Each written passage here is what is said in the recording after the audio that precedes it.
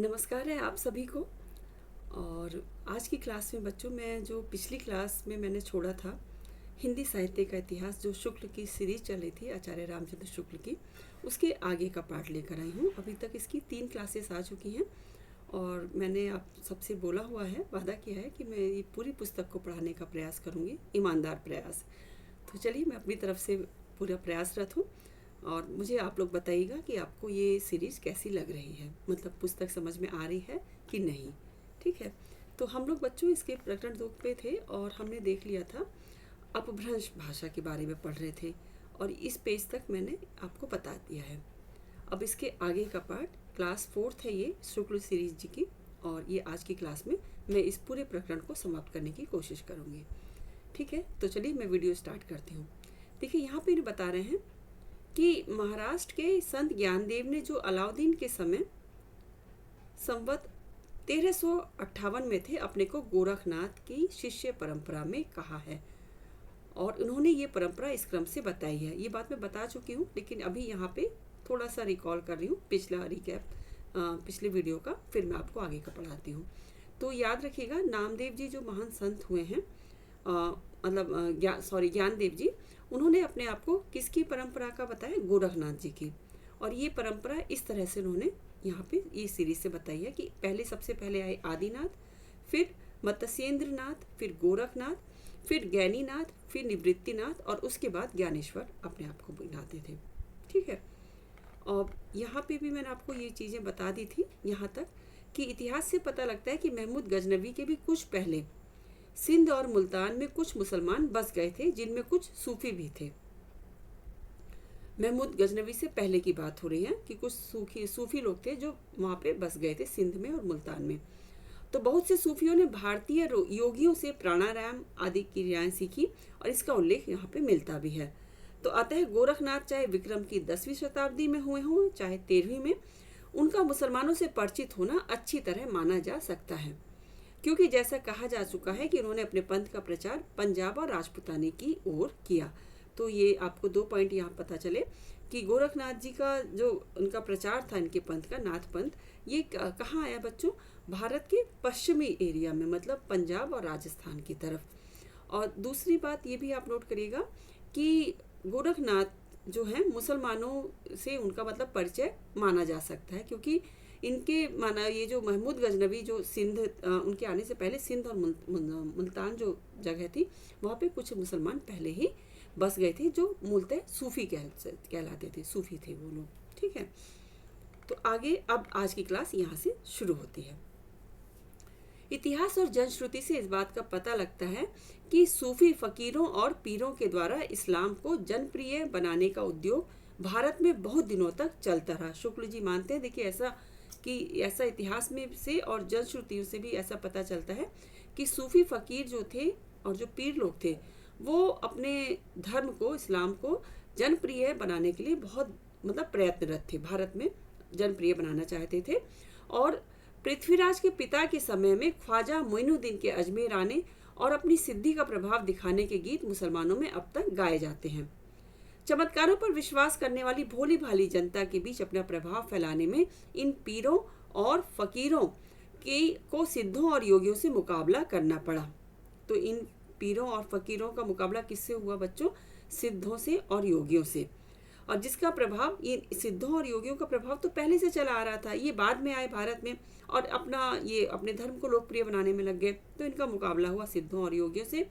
तो भारतीय मुसलमानों के बीच विशेषतः सूफियों की परंपरा में ऐसी अनेक कहानियां चली जिनमें किसी पीर ने किसी सिद्ध या योगी को करामात में पछाड़ दिया। तो इस तरह की कथाएं भी इन्होंने फैला रखी थी। कई योगियों के साथ ख्वाजा मोइनुद्दीन का भी ऐसा ही करामाती दंगल कहा जाता है। ये यहाँ पे चर्चा की है शुक्ल जी ने। अब आगे बताते हैं कि ऊपर कहा जा चुका है कि गोरखनाथ की हठ योग साधना जो थी ईश्वरवाद को लेकर चली थी, अतः उसमें मुसलमानों के लिए भी आकर्षण था। ईश्वर से मिलाने वाला योग हिंदू और मुसलमानों दोनों के लिए एक सामान्य साधना के रूप में आगे रखा जा सकता है। यह बात गोरखनाथ को दिखाई पड़ी थी। गोरखनाथ जी ने इसको महसूस कर लिया था कि ईश्वर को मिलाने वाला जो योग है, ये एक हिंदू और मुस्लिम दोनों को एक सामान्य साधना के रूप में सामने ला सकता है। तो उसमें मुसलमानों को अप्रिय जो था मूर्ति पूजा और बहुदेव उपासना की आवश्यकता नहीं थी। अतः उन्होंने दोनों के विशेष विद्वेष भाव को दूर करके साधना का एक सामान्य मार्ग निकालने की संभावना समझी थी और वे उसका संस्कार अपनी शिष्य परंपरा में छोड़ गए थे। देखिए, हिंदू मुस्लिम एकता की शुरुआत यहाँ से भी गोरखनाथ जी के द्वारा की गई थी। नाथ संप्रदाय के सिद्धांत ग्रंथों में ईश्वरोपासना और बाह्य विधानों के प्रति उपेक्षा प्रकट की गई है। तो ये इसकी एक प्रमुख विशेषता भी है नाथ पंथ की, कि ये ईश्वर की उपासना और बाह्य विधानों के प्रति इन्होंने उपेक्षा प्रकट की है। घट के भीतर, मतलब शरीर के भीतर ही ईश्वर को प्राप्त करने पर जोर दिया गया है। वेद शास्त्र का अध्ययन व्यर्थ ठहराकर विद्वानों के प्रति अश्रद्धा प्रकट की गई है। तीर्थाटन आदि निष्फल कहे गए हैं। तो ये सारी विशेषताएं आप एक बार और नोट कर लीजिए कि नाथ परंपरा में इन्होंने क्या क्या चीजें बताई हैं। इसमें प्रश्न में ऐसे बन सकता है कि कौन सी विशेषता है या नहीं है, तो आप है याद रख लीजिए, बाकी सब नहीं में आएंगी। मैं रिपीट करती हूँ। सबसे पहली तो इन्होंने ईश्वर की उपासना और बाह्य विधानों के प्रति उपेक्षा दिखाई है। दूसरा, इन्होंने माना है कि घट के भीतर ही ईश्वर है, उसी घट के भीतर ही ईश्वर को प्राप्त किया जा सकता है। तीसरा, वेद शास्त्र का अध्ययन इन्होंने व्यर्थ ठहराया है और विद्वानों के प्रति अश्रद्धा प्रकट की है। और चौथा, तीर्थाटन मतलब तीर्थ स्थान का पे जाना और दर्शन करना, इसको इन्होंने निष्फल कहा है। तीर्थाटन को इस पर इन्होंने निष्फल कहा है। ये देखिए इनकी भाषा में यहाँ पे ये चीज़ें भी इन्होंने दे दी हैं। अब मैं इसकी बेटे उदाहरणों पे मैं केवल आपको PDF आपको अवेलेबल करा दूंगी, तो उदाहरणों पे बहुत ज़्यादा नहीं, जो मेन उदाहरण है उनको मैं आपको बताती चलूँगी। बाकी जो मेन पॉइंट्स हैं उसको मैं आपको इस क्लास में बताऊँगी। क्योंकि बच्चों लगभग 850 पेज का ये PDF है और अभी आप देख पा रहे हैं हम लोग 22 नंबर के पेज पे पहुँचे हैं। तो मेन एग्ज़ाम के पॉइंट ऑफ व्यू से, और दूसरा मेरा एग्ज़ाम तो है ही, लेकिन एक मेरा पहला पर्पज़ ये है बच्चों कि अगर आप साहित्य के विद्यार्थी हैं और आपने अगर ये पुस्तक अभी तक नहीं पढ़ी है तो आप साहित्य की गहराई को समझने में नाकाम रहेंगे।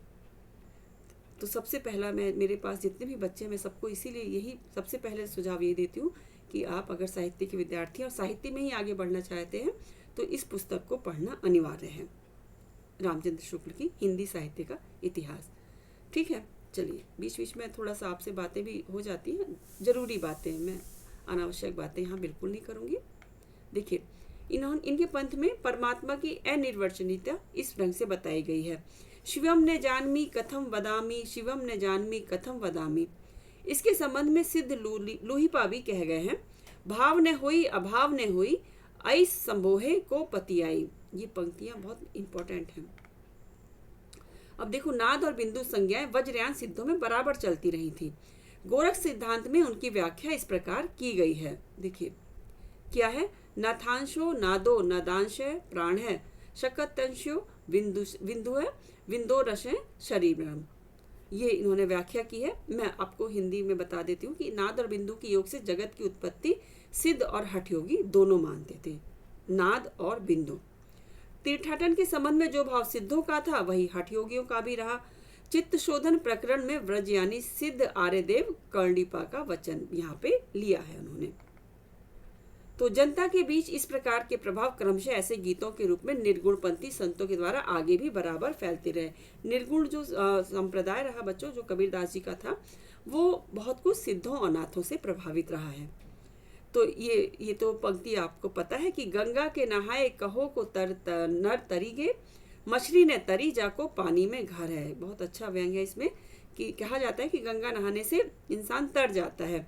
तो ऐसे मछली तो नहीं तरी जो गंगा मतलब पानी में ही हमेशा रहती है, ये व्यंग किया गया है। तीर्थाटन के ऊपर ये करारा व्यंग है।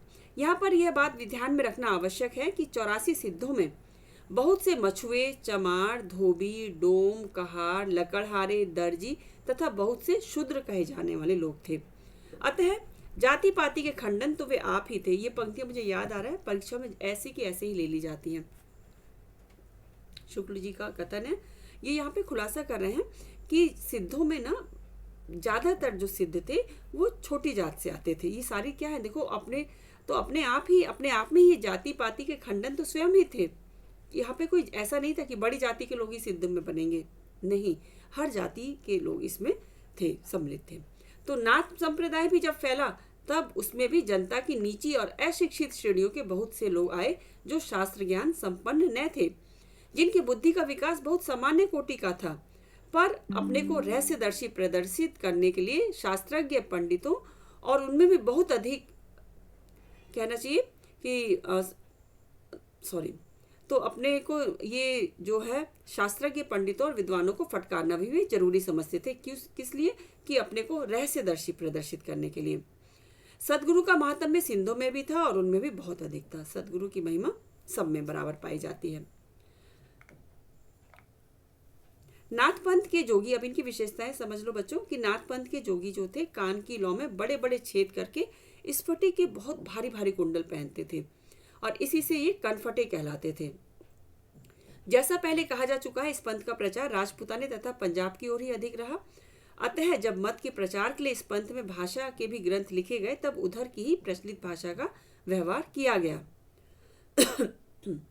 उन्होंने मुसलमानों को भी अपनी वाणी सुनानी रहती थी, उन्हें मतलब हिंदू मुस्लिम दोनों को अपनी वाणी सुनानी रहती थी। तो जिनकी बोली अधिकतर दिल्ली के आसपास की खड़ी बोली थी। किसकी बात कर रही हूँ मैं? नाथ पंथ वालों की। सिद्धों का आगमन भारत के पूर्वी हिस्से में हुआ और नाथों का आगमन भारत के पश्चिमी हिस्से में हुआ। चलिए, थोड़ा खांसी आ गई थी, उसके लिए सॉरी, डिस्टर्ब हुआ थोड़ा सा। चलिए फिर से शुरू करती हूँ। तो मैंने आपको बताया कि सिद्धों का आगमन हुआ था भारत के पूर्वी क्षेत्र में और नाथों का आगमन हुआ था भारत के पश्चिमी क्षेत्र में। तो जो नाथों की जो बोली थी बच्चों, दिल्ली के आसपास की खड़ी बोली इनकी थी। इससे उसका मेल भी उनकी वाणियों में अधिकतर रहता था। इस प्रकार नाथ पंथ के इन जोगियों ने परंपरागत साहित्य की भाषा या काव्य भाषा से, जिसका ढांचा नागर अपभ्रंश या ब्रज का था, एक अलग ही सदुक्कड़ी भाषा का सहारा लिया, जिसका ढांचा कुछ खड़ी बोली लिए राजस्थानी था। देश भाषा की इन पुस्तकों में पूजा, तीर्थाटन आदि के साथ हज नमाज आदि का भी उल्लेख पाया जाता है। इस प्रकार की एक पुस्तक का नाम है बच्चों काफिर बोध। ये महत्वपूर्ण है, ये चीज आप याद रखना। इन्होंने जिक्र किया है, शुक्ल जी ने। किसकी पुस्तक? नाथ संप्रदाय की एक पुस्तक का नाम यहाँ पे किया है काफिर बोध नाम से। ये देश भाषा की पुस्तकें थी। इसमें पूजा, तीर्थाटन के साथ ही हज नमाज इत्यादि का भी उल्लेख मिलता है। नाथ पंथ के उपदेशों का प्रभाव हिंदुओं के अतिरिक्त मुसलमानों पर भी प्रारंभ काल से में ही पड़ा। ये बात बार बार जोर देकर कह रहे हैं यहाँ पे शुक्ल जी। तो बहुत से मुसलमान निम्न श्रेणी के ही सही नाथ पंथ में आए। अब भी इस प्रदेश में बहुत से मुसलमान जोगी जो है गेरुआ वस्त्र पहने, गुदड़ी की लंबी झोली सी लटकाए, सारंगी बजा बजाकर कली में अमर राजा भर्तृहरि के गीत गाते फिरते हैं। तो ये इस तरह के जो जोगी वहाँ पे अभी भी पाए जाते हैं, गेरुआ वस्त्र धारण करके और एक झोली सी लटका लेते हैं और सारंगी बजा के क्या गाते हैं बच्चों? ये गाते हैं, राजा भर्तृहरि के गीत गाते हैं और पूछने पर गोरखनाथ को अपना आदि गुरु बताते हैं। ये राजा गोपीचंद के भी गीत गाते हैं। तो एक तो राजा भर्तृहरि की बात हुई और एक राजा गोपीचंद के गीत गाते हैं। ये जो थे गोपीचंद जी, ये बंगाल में चटगांव के राजा थे, जिनकी माता मैनावती कहीं गोरख की शिष्या और कहीं जलंधर की शिष्या कही गई हैं। अच्छी जानकारी मिली, इसको नोट करिएगा जरूर। देश भाषा में लिखी गोरख पंथ की पुस्तकें गद्य और पद्य दोनों में हैं। तो आप ये याद रखिएगा कि ये जो गोपीचंद जी थे ये बंगाल में चटगांव के राजा थे और इनकी माता का नाम था मैनावती। तो ये माना जाता है कि गोरख की शिष्या थी और कहीं कहीं ऐसा माना जाता है कि जलंधर की शिष्या थी। देश भाषा में लिखी गोरख पंथ की पुस्तकें गद्य और पद्य दोनों में हैं। गद्य में भी मिलती है और पद्य में भी मिलती हैं और विक्रम संवत 1400 के आसपास की ये रचनाएं हैं। इनमें सांप्रदायिक शिक्षा है। जो पुस्तकें पाई गई हैं उनके नाम ये हैं, नाम देखते रहिए, ध्यान से सुनिए। गोरख गणेश गोष्ठी, महादेव गोरख संवाद, गोरखनाथ जी की 17 कला, गोरख बोध, दत्ता गोरख संवाद, योगेश्वरी साखी, नरवई बोध, विराट पुराण, गोरख सार, गोरखनाथ की वाणी। ये सब ग्रंथ गोरख के नहीं उनके अनुयायी शिष्यों के रचे हैं। गोरख के समय जो भाषा लिखने पढ़ने में व्यवहृत होती थी उसमें प्राकृत या अपभ्रंश शब्दों का थोड़ा बहुत मेल अवश्य रहता था। प्राकृत और अपभ्रंश उसमें पाया जाता था। उपर्युक्त पुस्तकों में नरवई बोध के नाम नरवई व नरपति में ही अपभ्रंश का आभास है। इन पुस्तकों में अधिकतर संस्कृत ग्रंथों के अनुवाद हैं। यह बात उनकी भाषा के ढंग से ही प्रकट होती है। विराट पुराण संस्कृत के वैराट पुराण का अनुवाद है। तो गोरख पंथ के ये संस्कृत ग्रंथ पाए जाते हैं। ये सारी पुस्तकें हैं। देखिए कौन कौन से बताए हैं? सिद्ध सिद्धांत पद्धति, विवेक मार्तंड, शक्ति संगम तंत्र, निरंजन पुराण, वैराट पुराण। ये बच्चों गोरख पंथ में ये संस्कृत में लिखे हुए ग्रंथ हैं। फिर से बता दूं कि गोरख पंथ में ये जो मैं भी फिर से पढ़ूंगी, ये वाले जितने ग्रंथ हैं संस्कृत में लिखे गए, मतलब संस्कृत के ग्रंथ हैं। सिद्ध सिद्धांत पद्धति, विवेक मार्तंड, शक्ति संगम तंत्र, निरंजन पुराण और वैराट पुराण। हिंदी भाषा में लिखी पुस्तकें अधिकतर इन्हीं के अनुवाद या सार हैं। हाँ, साखी और बानी में शायद कुछ रचना गोरख की हो। एक पद का नमूना देखिए, साखी और बानी का यहाँ पे देख रहे हैं। स्वामी तुम्हें गुर गोसाई, अम्हे जोशिस सबद एक बूझीबा, निराम्रम्बे चेला कोण विधि रहे, सदगुरु होई से पूछया कहे, अबधू रहिया हाटे बाटे रूष बिरस की छाया, तजीबा काम क्रोध लोभ मोह संसार की माया। ये एक उदाहरण उन्होंने बताया है कि ये साखी और बानी का कि इसमें कुछ रचना शायद गोरख की हो।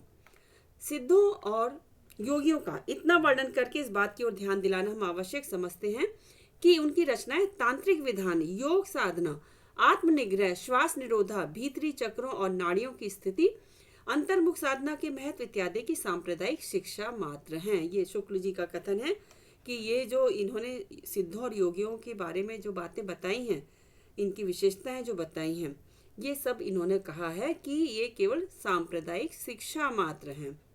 जीवन की स्वाभाविक अनुभूतियों की और दशाओं से उनका कोई संबंध नहीं है, अतः वे शुद्ध साहित्य के अंतर्गत नहीं आती। खंडन किया है इन्होंने इन रचनाओं को साहित्य के अंतर्गत लेने के लिए, और उनको उसी रूप में ग्रहण करना चाहिए जिस रूप में ज्योतिष, आयुर्वेद आदि के ग्रंथ। उनका वर्णन यहाँ केवल दो बातों के विचार से किया गया है। अब ये दो बातें समझ लीजिए कि सिद्ध और नाथ साहित्य का वर्णन यहाँ पे इन्होंने क्यों किया था। अच्छा, मैं ये भी बताती चलूँ कि इन्होंने तो खंडन किया है बच्चों कि सिद्ध और नाथ जो थे साहित्य को हिंदी साहित्य के अंतर्गत लेने का, लेकिन इनकी बात का खंडन हजारी प्रसाद द्विवेदी जी ने कहा है। और इन्होंने क्या कहा द्विवेदी जी ने? इन्होंने ये कहा कि अगर शुक्ल जी जैसे कहते हैं कि ये सारी चीजें सांप्रदायिक शिक्षा मात्र हैं, तो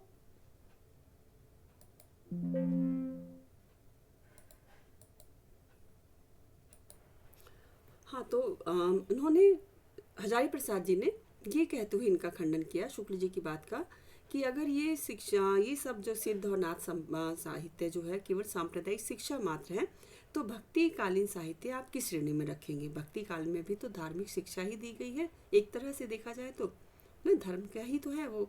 किसी कोई राम भक्ति शाखा निकली, कोई कृष्ण भक्ति शाखा निकली, कोई प्रेम मार्गी निकली, कोई ज्ञान मार्गी निकली, तो ये सब क्या है? इस चीज़ का खंडन हजारी प्रसाद द्विवेदी ने इसमें अपने ग्रंथ में किया है। चलिए आगे बढ़ते हैं। तो यहाँ पे देखते हैं शुक्ल जी किन दो बातों से इन्होंने सिद्ध और नाथ संप्रदाय के जो साहित्य थे उनका यहाँ पे जिक्र किया है। सबसे पहली बात तो इन्होंने ये बताई है कि भाषा के दृष्टिकोण से सिद्धों की भाषा, सिद्धों की उद्दत रचनाओं की भाषा देश भाषा मिश्रित अपभ्रंश या पुरानी हिंदी की काव्य भाषा है। यहाँ पे पूछा जाता है बार बार कि सिद्धों की भाषा क्या थी, तो देश भाषा मिश्रित अपभ्रंश थी या पुरानी हिंदी। यह तो स्पष्ट है। उन्होंने भरसक उसी सर्वमान्य व्यापक काव्य भाषा में लिखा है जो उस समय गुजरात, राजपुताने और ब्रजमंडल से लेकर बिहार तक लिखने पढ़ने की शिष्ट भाषा थी। पर मगध में रहने के कारण सिद्धों की भाषा में कुछ पूर्वी प्रयोग भी, जैसे भैले, बूढ़िले आदि मिले हुए हैं। तो क्योंकि पूर्वी एरिया था तो पूर्वी भाषा के शब्द आते ही हैं। पुरानी हिंदी की व्यापक काव्य भाषा का ढांचा शौर सैनी प्रसूत अपभ्रंश अर्थात ब्रज और खड़ी बोली पश्चिमी हिंदी का था। पुरानी हिंदी की व्यापक काव्य भाषा का ढांचा जो था शौर सैनी प्रसूत था बच्चों। शौर सैनी अपभ्रंश से क्या है? खड़ी बोली निकली है पश्चिमी हिंदी की। तो वही ढांचा हम उद्दत रचनाओं के जो, सो, मारिया, पैठो, जाय, किज्जई, करंत, जाप, जब तक, ताब मतलब तब तक, मैया, कोई इत्यादि प्रयोगों में पाते हैं। ये प्रयोग मागधी प्रसूत पुरानी बंगला के नहीं, शौर सैनी प्रसूत पुरानी पश्चिमी हिंदी के हैं। ठीक है, सिद्ध कंडप्पा की रचनाओं को यदि हम ध्यानपूर्वक देखें तो एक बात साफ झलकती है। क्या बात है बच्चों? वह यह है कि उनके उपदेश की भाषा तो पुरानी टकसाली हिंदी काव्य भाषा है, पर गीत की भाषा जो है पुरानी बिहारी या पूर्वी बोली मिली है।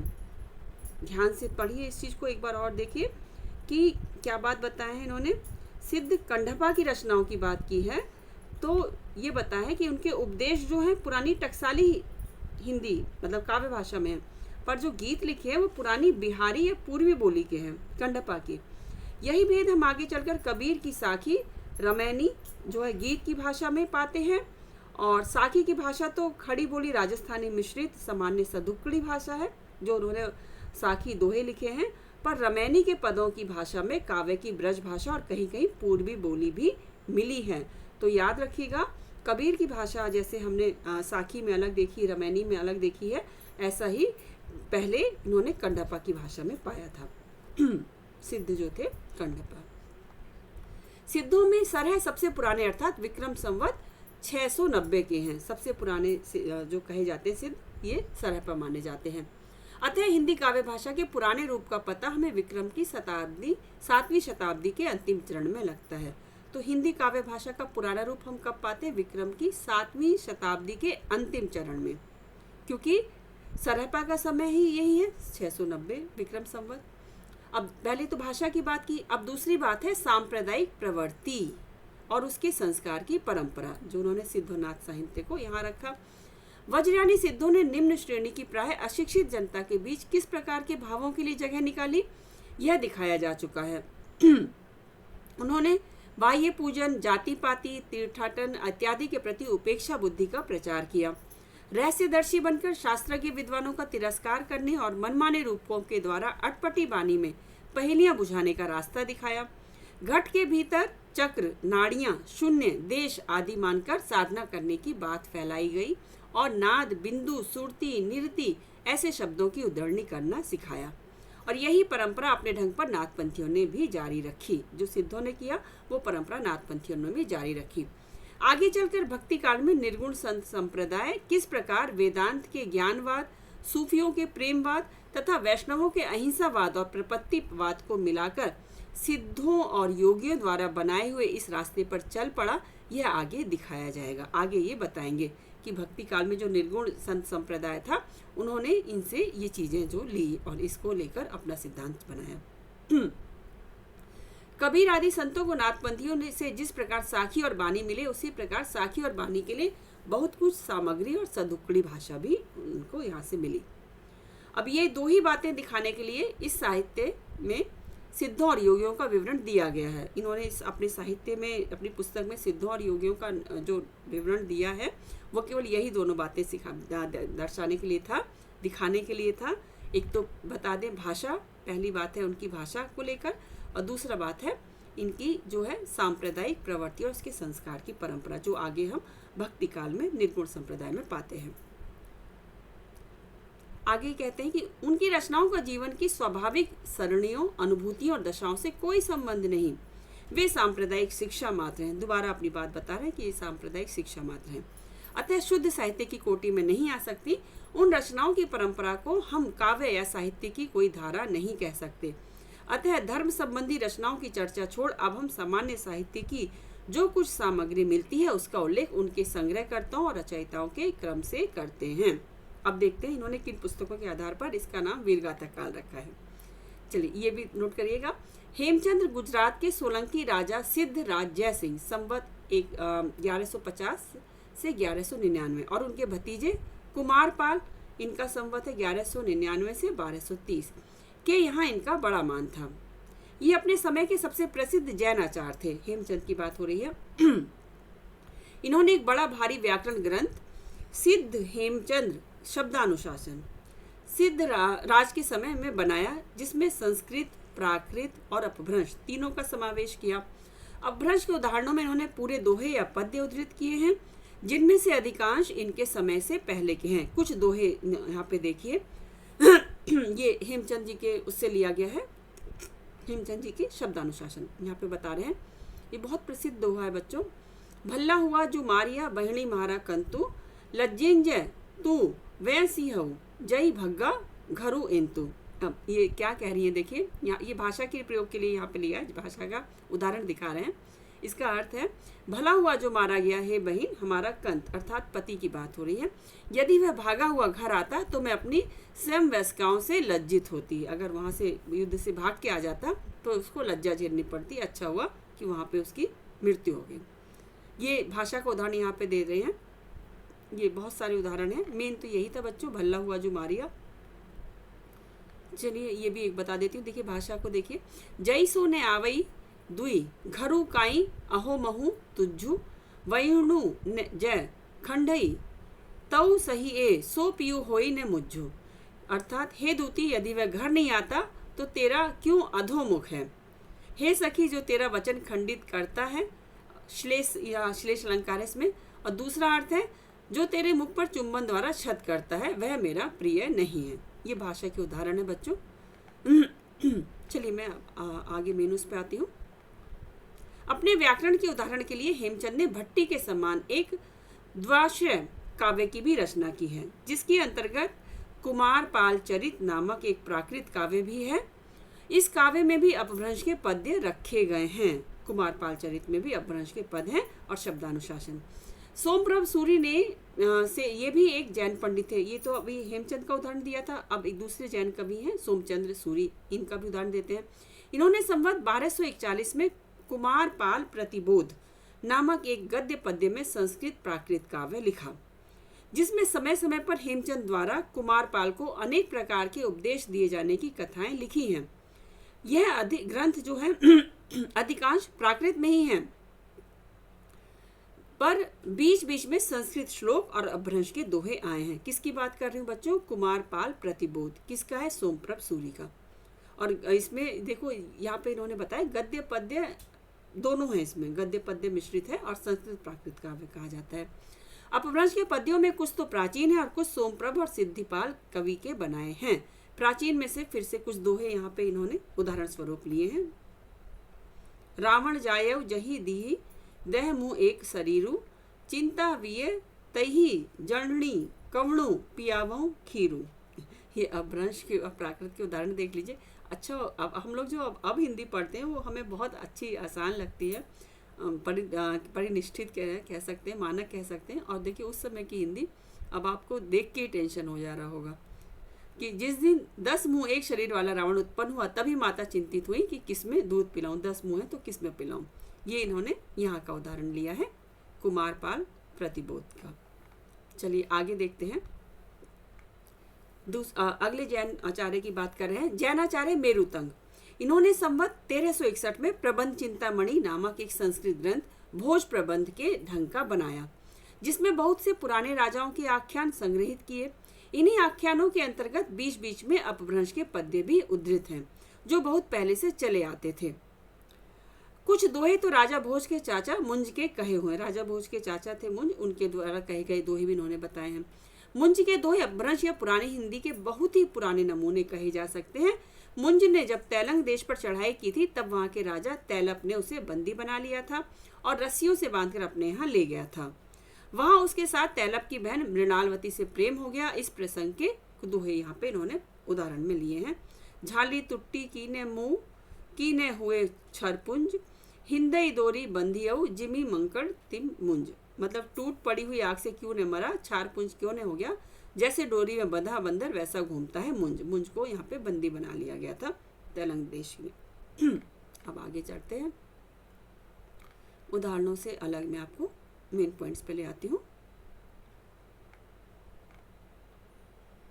विद्याधर की बात चलती है।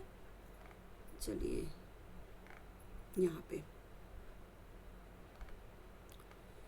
विद्याधर देखिए, फुटकल रचनाओं के अतिरिक्त वीर गाथाओं की परंपरा में के प्रमाण भी अपभ्रंश मिली भाषा में मिलते हैं। जैसे यहाँ पे इन्होंने बताया विद्याधर इस नाम के एक कवि ने कन्नौज के किसी राठौड़ सम्राट शायद जयचंद शायद लिखा है, कंफर्म नहीं थी भी, कि प्रताप और पराक्रम का वर्णन किसी ग्रंथ में किया था। ग्रंथ का पता नहीं, कुछ पद्य प्राकृत पिंगल सूत्र में मिलते हैं। ये इनका ग्रंथ है विद्याधर का प्राकृत पिंगल सूत्र, इसमें इनके कुछ उदाहरण मिलते हैं। यदि विद्याधर को समसामयिक कवि माना जाए तो उस समय विक्रम की 13वीं शताब्दी समझा जा सकता है। अब शारंगधर की बात, ये सारे कवियों को नोट कर लेना बेटा, कितने सारे जैन कवियों का उन्होंने उदाहरण दिया है। सिद्ध और नाथ के बाद जैन कवियों की बात कही है। तो ये शारंगधर, इनका आयुर्वेद का तो ग्रंथ तो प्रसिद्ध ही है। ये अच्छे कवि और सूत्रकार भी थे। इन्होंने शारंगधर पद्धति के नाम से एक सुभाषित संग्रह भी बनाया है और अपना परिचय भी दिया है। रणथंभौर के सुप्रसिद्ध वीर महाराज हम्मीर देव के प्रधान सभासदों में राघव देव थे। उनके भोपाल, दामोदर और देवदास ये 3 पुत्र हुए। किसके? राघव देव के। भोपाल, दामोदर और देवदास। दामोदर के 3 पुत्र हुए, शारंगधर, लक्ष्मीधर और कृष्ण। हम्मीर देव संवत 1357 में अलाउद्दीन की चढ़ाई में मारे गए थे। अतः शारंगधर के ग्रंथों का समय उक्त संवत के कुछ पीछे अर्थात विक्रम की 14वीं शताब्दी के अंतिम चरण में मानना चाहिए। तो शारंगधर पद्धति में बहुत से शाबर मंत्र और भाषा चित्र काव्य दिए गए हैं, जिनमें बीच बीच में देश भाषा के वाक्य आए हैं। उदाहरण के लिए श्री मल्लदेव राजा की प्रशंसा में कहा हुआ ये श्लोक देखिए। शारंगधर पद्धति से लिया गया है। नूनम बादलम छाई खे पसरी निश्राण शब्द खरय शत्रुम पाणी लुटाली तोड़ हनीसों एवं भड़न्य त्यू रत्ना। ये इन्होंने उदाहरण लिया है। प्राकृत का भी इसमें बीच में आ गया है उदाहरण। आगे बताते हैं। परंपरा से प्रसिद्ध है कि शारंगधर ने हम्मीर रासो नामक एक वीरगाथा काव्य की भी भाषा में रचना की थी। जब रासो का जिक्र आता है तो हम्मीर रासो भी आता है नाम, और ये शारंगधर जी का है। यह काव्य आजकल नहीं मिलता। उसके अनुकरण पर बहुत पीछे लिखा हुआ एक ग्रंथ हम्मीर रासो नाम का मिलता है। प्राकृत पिंगल सूत्र उलटते पुलटते मुझे हम्मीर की चढ़ाई, वीरता आदि के कई पद्य छंदों के उदाहरणों में मिले। मुझे पूरा निश्चय है कि ये पद्य असली हम्मीर रासो के ही आते हैं। ऐसे कुछ पद्य नीचे दिए जाते हैं। जब इन्होंने इसको देखा, प्राकृत पिंगल सूत्र को बेटा, इस पुस्तक को देखा, तो इसमें कुछ ऐसे इनको पद मिले जो असली हम्मीर रासो के इनको मालूम होते हैं। एक को मैं पढ़ देती हूँ। ढोला मारिय ढिल्ली में मुच्छ्यू मेच शरीर पुर जलजला मंतीवर चलिए वीर हमीर। हमीर जी की वीरता के इसमें वर्णन दिया गया है। देखिए अब इसका वो अनुवाद भी कर दिया गया है। दिल्ली में ढोल बजाया गया, मलेच्छों के शरीर मूर्छित हुए, आगे मंत्रीवर जज्जल को करके वीर हमीर चले। चरणों के भार से पृथ्वी कांपती है, दिशाओं के मार्गों और आकाश में अंधेरा हो गया है। धूल सूर्य के रथ को आच्छादित करती है। ओल में खुरासनी ले आए, विपक्षियों को दल मल कर दबाया, दिल्ली में ढोल बजाया। हमीर जी की वीरता का वर्णन है। चलिए ये सारे उनके उदाहरणों के इन्होंने व्याख्या कर दी है। अब यहाँ पे कहते हैं अपभ्रंश की रचनाओं की परंपरा यहीं समाप्त होती है। हमीर देव के वर्णन के साथ ही कहते हैं कि अपभ्रंश की रचनाओं की परंपरा यहाँ समाप्त होती है। यद्यपि 50-60 वर्ष पीछे विद्यापति संवत 1460 में वर्तमान ने बीच बीच में देश भाषा के भी कुछ पद्य रखकर अपभ्रंश में 2 छोटी छोटी पुस्तकें लिखी, पर उस समय तक अपभ्रंश का स्थान देश भाषा ले चुकी थी। प्रसिद्ध भाषा तत्वविद सर जॉर्ज ग्रियर्सन जब विद्यापति के पदों का संग्रह कर रहे थे, उस समय उन्हें पता लगा था कि कीर्तिलता और कीर्ति पताका नाम की प्रशस्ति संबंधी 2 पुस्तकें भी उनकी लिखी हुई हैं, विद्यापति जी की। पर उस समय इनमें से किसी का पता नहीं चला। जब ये जो हमारे जॉर्ज ग्रियर्सन जी इनके पे शोध कर रहे थे, इनके पुस्तकों की खोज कर रहे थे, तब उनको ये तो पता चला कि 2 पुस्तकें इनकी लिखी हुई हैं अपभ्रंश में, लेकिन उन पुस्तकों का पता नहीं चल पाया। थोड़े दिन हुए, बताते हैं शुक्ल जी, कि थोड़े दिन हुए महामहोपाध्याय पंडित हरप्रसाद शास्त्री नेपाल गए थे। वहां राजकीय पुस्तकालय में कीर्तिलता की एक प्रति मिली, जिसकी नकल उन्होंने ली। मूल पुस्तक वही है नेपाल के राजकीय पुस्तकालय में, लेकिन उसकी नकल अब हमारे भारत में प्राप्त है। लाने का श्रेय जाता है महामहोपाध्याय पंडित हरप्रसाद शास्त्री जी को। इस पुस्तक में तिरहुत के राजा कीर्ति सिंह की वीरता, उदारता, गुणग्राहकता आदि का वर्णन, बीच में कुछ देश भाषा के पद्य रखते हुए अपभ्रंश भाषा के दोहा, चौपाई, छप्पे, छंद, गाथा आदि छंदों में किया गया है। इस अपभ्रंश की विशेषता है कि यह पूर्वी अपभ्रंश है। बिहार से थे तो इसमें पूर्वीपन पाया जाता है। इसमें क्रियाओं आदि के बहुत से रूप पूर्वी हैं। नमूने के लिए एक उदाहरण लीजिए। क्या उदाहरण लेते हैं बच्चों? ये रज्ज लुद्ध असलान बुद्धि बिक्कम बले हारल पास बरसी विश्वासी राय गए ने सर मारल। ये उसमें का उदाहरण बता रहे हैं अपभ्रंश की जो विद्यापति की पुस्तक मिली है, कीर्ति सिंह की वीरता का यहाँ पे उन्होंने इस तरह से वर्णन किया है।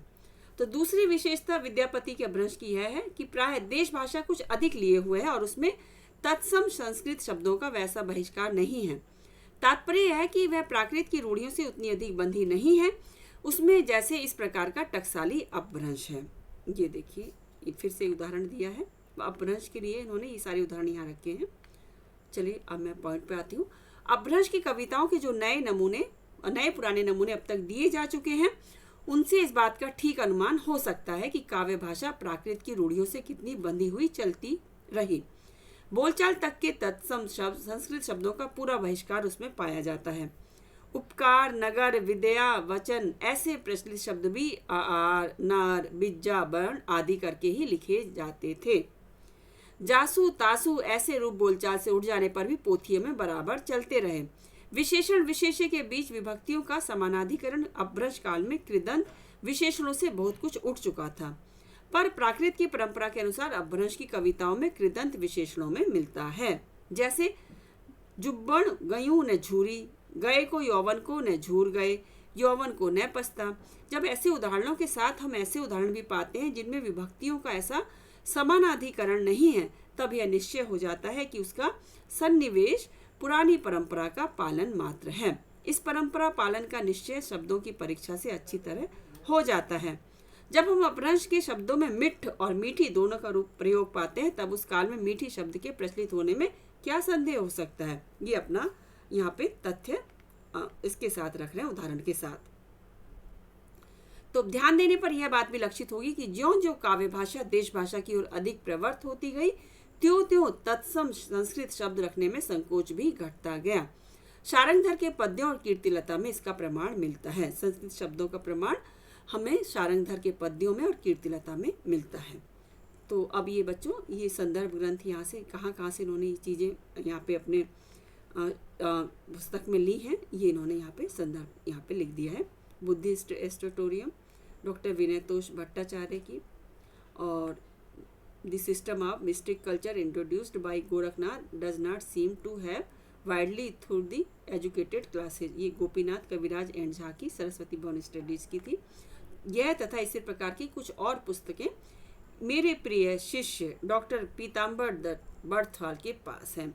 तो यहाँ पे इन्होंने पीताम्बर दत्त जी को अपना शिष्य घोषित किया है, और हम सभी जानते हैं। और पीताम्बर दत्त बर्थवाल जी को बच्चों गौरव प्राप्त है, हिंदी में पहले डिलीट करने वाले हैं पीताम्बर दत्त जी।